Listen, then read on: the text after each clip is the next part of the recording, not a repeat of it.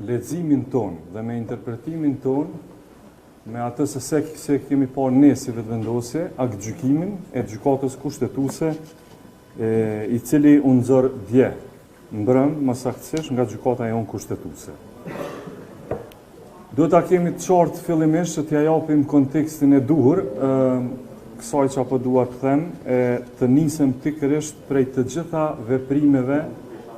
pra t'ua bëjmë edhe njëherë një rikapitullim të gjitha veprimeve që i ka ndërmarrë lëvizja vetëvendosje,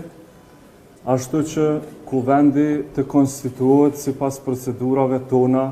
kushtetuese. E para, lëvizja vetëvendosje ju ka përgjigj pozitivisht faktit që si fituese e zgjedhjeve edhe vetë kushtetuta jonë ja jep të drejtën fituesit të zgjedhjeve ta bëj propozimin e kryetarit, në këtë rast kryetarës tonë, që e kemi propozuar, zonjës Albulena Haxhiu,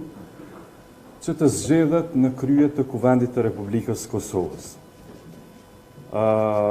Kjo nuk hasi në mirëkuptim, siç e dini ju, të subjekteve të tjera opozitare, dhe pikërisht qasja e tyre ishte bllokuese, sepse ata zgjonin të mos e votonin zonjën Albulena Haxhiu. Duke e pas parasysh që ne nuk i kishim automatikisht 61 vota për ta zgjedhur zonjën Haxhiu në krye të Kuvendit të Republikës Kosovës, atëherë ne ndërmorëm një seri të veprimeve të tjera, të cilat i konceptuam të nevojshme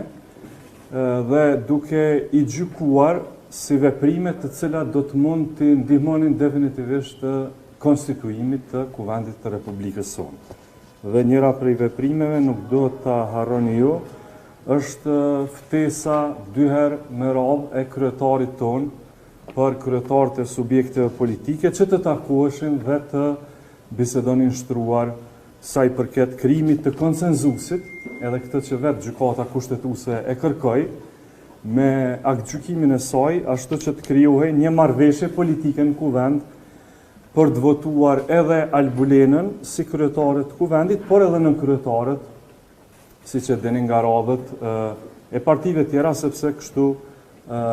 ju takon atyre.